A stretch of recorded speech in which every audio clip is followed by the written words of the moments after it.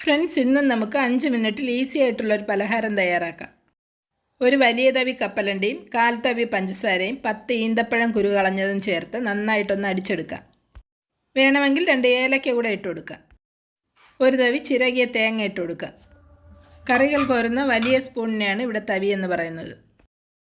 ദോശക്കല്ല് ചൂടാകുമ്പോൾ അതിലേക്ക് 1 സ്പൂൺ നെയ്യ് ഒഴിച്ച് നന്നായി പഴുത്ത ഒരു ഏത്തപ്പഴം, കറുത്തുപോയതായാലും കുഴപ്പമില്ല, വട്ടത്തിൽ മുറിച്ചിട്ട് കൊടുക്കാം.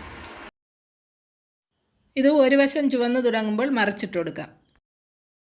നിങ്ങൾക്ക് വേണമെങ്കിൽ പഞ്ചസാരയ്ക്ക് പകരം ശർക്കരയോ കരിപ്പട്ടിയോ ചേർക്കാം. നമ്മുടെ എനർജിക്ക് ആവശ്യത്തിന് മധുരം കഴിക്കണം. മധുരം കഴിച്ചെന്ന് വെച്ചിട്ട് ഷുഗർ വരണമെന്നില്ല. മെലിയാൻ വേണ്ടിയിട്ട് ആഹാരം തീരെ കുറച്ച് കഴിക്കരുത്. അത് വിപരീത ഫലമായിരിക്കും ഉണ്ടാവുക. അതുപോലെ തന്നെ പ്രഭാത ഭക്ഷണം ഒരു കാരണവശാലും ഒഴിവാക്കരുത്. അതുപോലെ തന്നെ പശുവിൻ പാൽ ചേർക്കുന്ന വിഭവങ്ങൾ ശർക്കര ചേർക്കരുത്.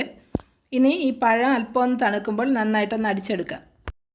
ഇഷ്ടമുള്ള ഷേപ്പിലാക്കിയോ അല്ലാതെയോ കഴിക്കാം.